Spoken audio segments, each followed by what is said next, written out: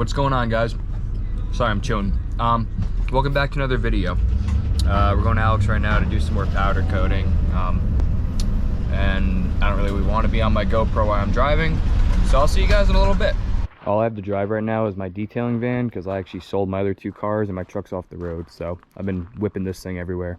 All right, here's the top coat. Like I said in the last video, I actually have the Y bridge in the oven right now with the clear vision on top. That takes 18 minutes, so in 18 minutes I'll check back with you guys. Look at that color. This thing came out perfect.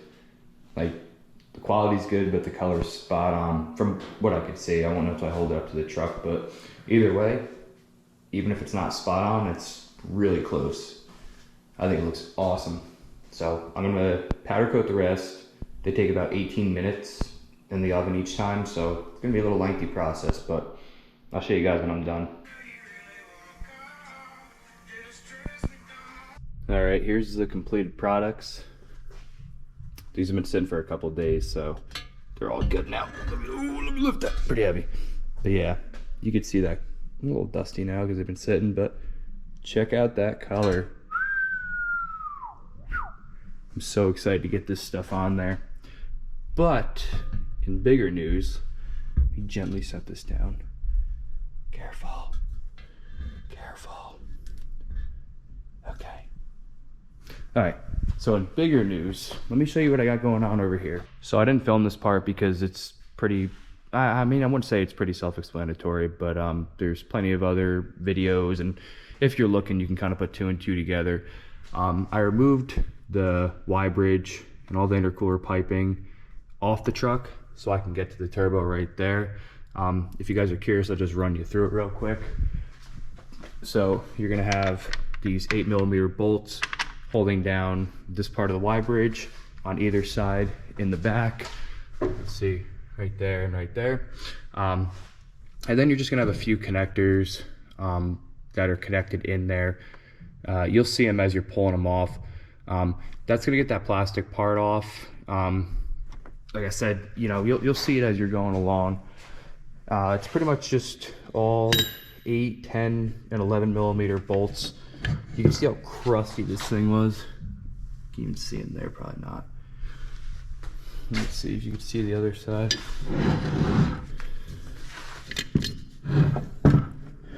Yeah, check that out. So this is where that throttle body valve sits, this piece right here. When you're taking it off, you'll see it's gonna be like right around here on the truck. But like I said, just undo your clamps going to your intercooler, undo any clamps going to the mouth of the turbo, and just pull everything off. And then you're gonna have a slew of parts like this, and then you'll be able to see your turbo. Now, from what I'm told and what I've read, doing a turbo on one of these trucks is absolutely awful. Thoroughbred Diesel has a very in-depth video on doing the turbo removal when the cab is still on the truck.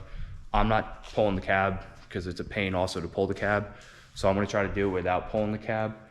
But if you guys want to watch that video, check it out. It's Thoroughbred Diesel's video on how to remove a 6.7 power stroke turbo. So my video isn't going to be a step-by-step. I will show some of the process on what to do and what to remove, but for the most part, since I don't have a film man, I'm gonna be in there doing the work, so I'll just update you guys as I go along. For starters though, you're gonna have obviously a coolant line and an oil line running to the turbo. You gotta make sure you take those off. Those are gonna be a lot of the issue. But then you're gonna have, let me hop up in there and just see if I could show you. I probably won't be able to show you too well, but you'll know. So in the back there, you have your up pipe. In the video that they posted on Thoroughbred, that really sucks. So does the driver's side, and they said the down pipe sucks the most. But once you get those off and you undo your oil feed line and your coolant lines, then you just have 4 pedestal bolts, and then I'd probably take the heat shield off. But Jake suggested from Jake's Diesel Performance that I loosen the cab mounts to at least get the cab up. I might try that at first, But he did say these ones up front usually seize and sometimes break. So I don't want that to happen either. So I'll just start undoing everything here and just see kind of where I get to. I'll show you guys the turbo though that I bought for the truck. Let me hop down here and I'll show you the turbo I bought for the truck. So this right here is a No Limit Fab turbo with a Whistler wheel. It's gonna be your pedestal gasket, and then I think this is gonna be, I don't know if this is gonna be coolant or oil feed. I don't know, I gotta look into it. But yeah, so shout out Jake's Diesel Performance. He got me the turbo and the DCR and the piping kit. Got it shipped to me real quick. So now comes the annoying part of putting everything in. But yeah, so I'll show you guys the wheel. You can kind of see it right there. It says No Limit. That's kind of cool. So there's that. It's a turbo. Not much to really look at here, but it'll be all about the sound when we're done.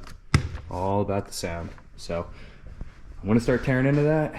So wish me luck. All right, guys, I'm shifting my path here of what I'm doing, and I felt obligated to tell you guys. I decided that I was gonna lift the cab a little bit. All right, so my plan was to undo all the cab mounts so I could lift the cab up enough to be able to pull the turbo out of there. And of course, I was warned, a lot of people told me that these cab mount bolts right here, they usually spin and break off, and that's what this one's doing. You could hear it. So this won't come out at all. I got to get down in here, but I have this line right in the way, and it's just going to be a nightmare.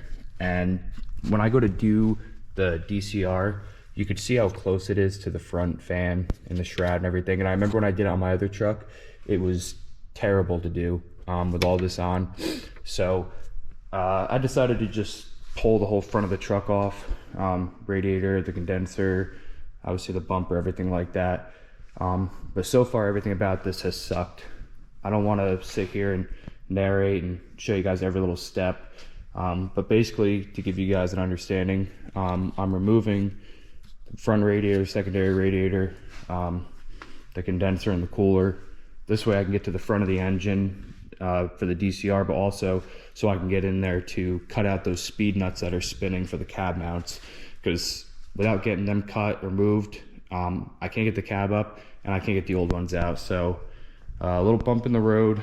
I'm gonna keep pulling this radiator off. When I get the radiator off, I'll show you guys. This isn't a video about doing the radiator, but there's plenty of them online. A lot of them are just quick connects, these clips like that, and just a bunch of bolts that hold it on. So I'm gonna set this down and keep going on this.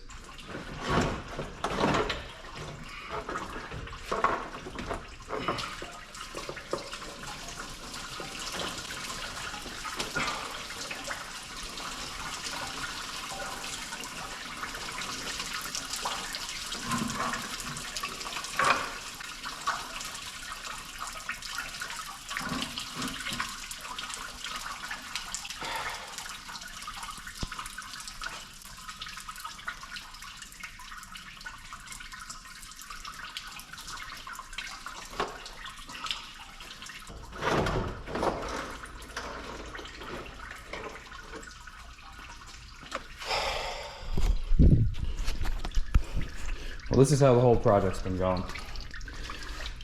God, this sucks. But got it off. Dead bird. Got access now. Pull this fan off, and then I can get to the timing cover, well, the vacuum pump cover. So when I put in the DCR, I can actually time it properly too. All right, so I got both the primary and the secondary radiator off. Just leaving the condenser hanging here so I don't have to discharge the lines. I took the upper part of the shroud off. All this is kind of just hanging here now. But once I get the fan off, it'll give me better access to the front. So right now, I'm gonna focus on getting this turbo out. So the things I'm gonna do right now, it's a bunch of stuff. I'm gonna unplug the VGT solenoid right there, and then I'm gonna undo the 11 millimeter clamp right back there for the passenger side up pipe, and I'm gonna attempt to get to the driver's side one, which could be a pain. So we'll see how those two things go first, and that'll determine if I keep working on this today or not, or if I get frustrated and, you know, just do it another day. So let me see what I can do.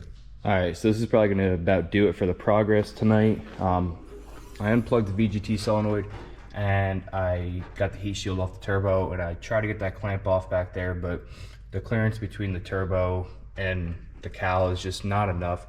So I definitely want to lift this cab to get that room that I needed. So in the meantime, I took off the rest of the fan shroud, got the fan off. So this way, at least when I do the DCR, like now I can actually step into the truck, you know, besides the AC condenser, but I can get very close and I can reach all this a lot easier than trying to lean over the side and everything. So not gonna lie, I'm getting a little frustrated, but it'll all be worth it in the end, and it's a learning experience, and at least I can say I do all my own work on the truck, which is a huge plus too. So not only is my money going into it, but also my time, and I'm also making memories. So here's all the junk that was on it, and shroud and radiators and everything. So I'm probably gonna upload this video so far of what I got, and then the next video is gonna be pulling that turbo. So that'll be an exciting one. So thanks for watching, guys. This is gonna be a multiple part series. So just keep checking in, check the progress along the way. And if you're new here, welcome. Doing a lot of diesel truck content, fast cars, dirt bikes, things like that. So if you haven't subscribed, please subscribe and drop this video a like, and I'll see you guys in the next one.